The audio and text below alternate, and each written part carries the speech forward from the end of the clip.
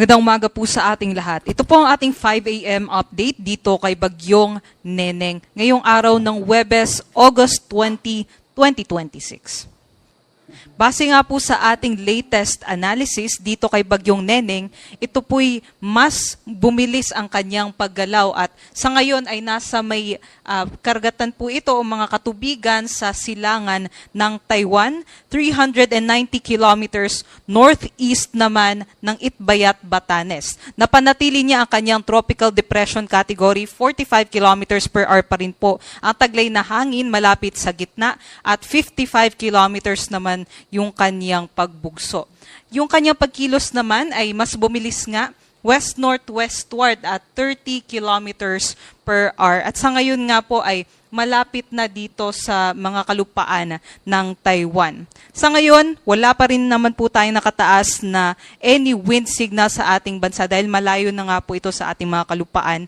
Ngunit patuloy pa rin itong hinihila yung habagat patungo dito sa may Luzon. Kung mapapansin natin sa ating latest satellite imagery ay mas numinipis na po yung mga kaulapan na dala ng habagat dito sa may western section ng Luzon. So, na-expect nga po natin within today ay generally mag-i-improve po yung ating weather conditions. Aside naman po dyan, kung mapapansin din po natin, malaking bahagi po ng Visayas, Mindanao, maging dito sa Southern Luzon area ay mas bawas din po yung ating mga kaulapan. Kaya bawas din po yung ating mga pag-ulan dito sa mga nabanggit ko pong lugar. Meron din po tayong binabantayan na dalawa pa na bagyo itong isa po mas malapit sa ating mga kalupaan, tropical depression o mahinang bagyo sa kanluran naman ng extreme northern Luzon, 1,100 kilometers west of extreme northern Luzon, tropical depression category, ganun pa din 45 kilometers per hour ang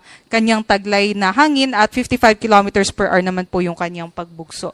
At inaasahan po natin, patuloy po itong kikilos pa southwestward, may kabagalan 10 kilometers per hour naman at maaaring maglandfall either po sa may Vietnam o sa may southern mainland China. Yung pangatlong bagyo, nasa labas pa rin ng PAR itong tropical storm na may international name na Saudel. Malayo pa po ito sa ating mga kalupaan at hindi pa nakakaapekto sa ating bansa. Ito po'y nasa mahigit 2,900 kilometers. Silangan naman ng northeastern Mindanao. Ngunit unahin muna natin itong update dito sa Bagyong Neneng.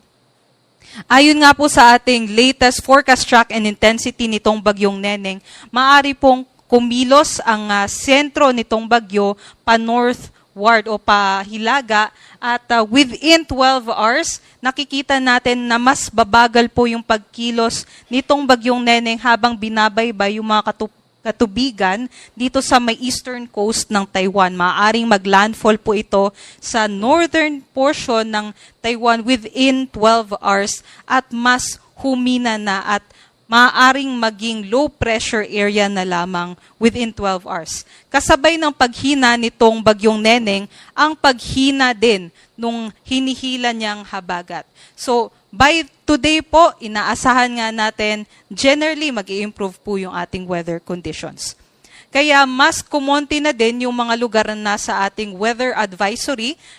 Sa ngayon, Batanes, Ilocos Norte, Ilocos Sur, La Union, Pangasinan, Zambales, at Bataan na lamang ang maaaring makaranas ng hanggang 100 millimeters na mga pag-ulan within 24 hours. So sila po yung pinaka makakaranas ng mga panakanakang mga pag-ulan ngayong araw. But other parts ng Luzon, maaaring makaranas pa rin ng mga maulap na panahon. Although sa ngayon nga po ay ine-expect natin na ay magkakaroon po tayo ng breaks dito sa ating maulap na panahon at maaaring makita na din natin o masilayan na din natin muli ang haring araw, especially sa eastern side ng Luzon.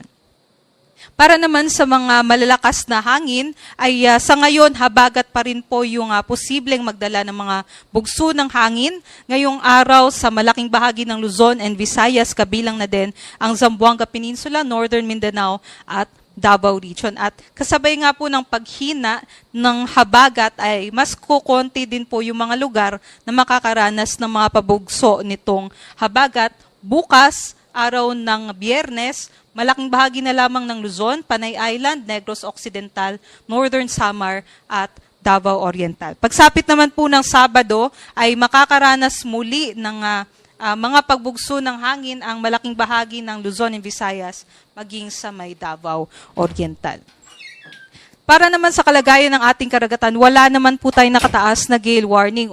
Although doble ingat pa rin sa ating mga kababayan sa may northern and western seaboard ng Luzon dahil maaari po yung katamtaman hanggang sa malalakas o matataas na mga pag-alon na maaaring umabot ng hanggang 1.5 to 2.8 meters na delikado pa rin sa mga maliliit na sasakyang pandagat.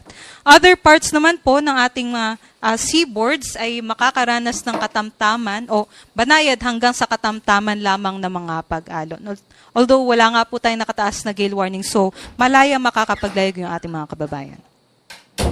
Ano nga kaya ang mangyayari in the next 4 days naman simula bukas hanggang sa Monday, August 21 to 24? So base po sa ating latest rainfall forecast and projection, yung ating southwest monsoon o habagat ay masihina nga po kasabay nung paghina nitong bagyong Neneng. So ina-expect natin generally mag-i-improve po yung ating weather conditions sa malaking bahagi ng Luzon. Although ina-expect natin meron pa ring mga maulap na panahon, especially sa Ilocos Region, Zambales, Bataan, and maging sa may Occidental Mindoro sa araw po ng Friday to Saturday.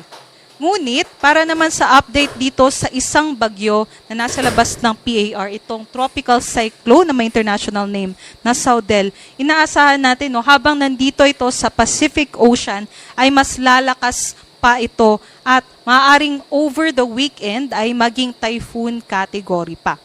At nakikita natin ay babaybayin niya ang Pacific Ocean at maaaring kumilos pa west-northwestward. Ngayon, itong tropical cyclone Saudel ay maaari pong pumasok ng ating area of responsibility, ngunit dito na po sa may northeastern portion or northeastern boundary ng ating PAR. At kung pumasok ng ating PAR between Sunday and Monday ay tatawagin natin ito sa local name na Obet. Anong mangyayari dito sa tropical cyclone Saudel at anong epekto nito sa ating bansa? Pagsapit po ng Sunday and Monday, maaring nandito na po ito sa may northern part ng Philippine Sea. At ito muli yung hihila sa habagat. At nakikita natin by Sunday and Monday nga, magsisimula muli na magkaroon tayo ng enhancement o palalakasin muli nito yung habagat. So magkakaroon po tayo ng panibagong surge. By Sunday, start po yan.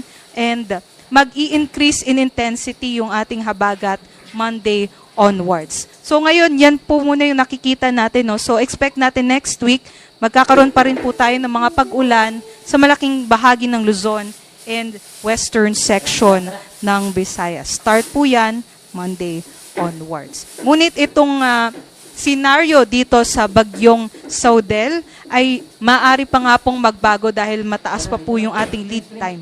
So mataas pa po yung uncertainty o hindi kasiguraduhan sa magiging track talaga nitong bagyo. So always po stay updated at i-follow ang ating mga social media pages ng DOST Pag-asa.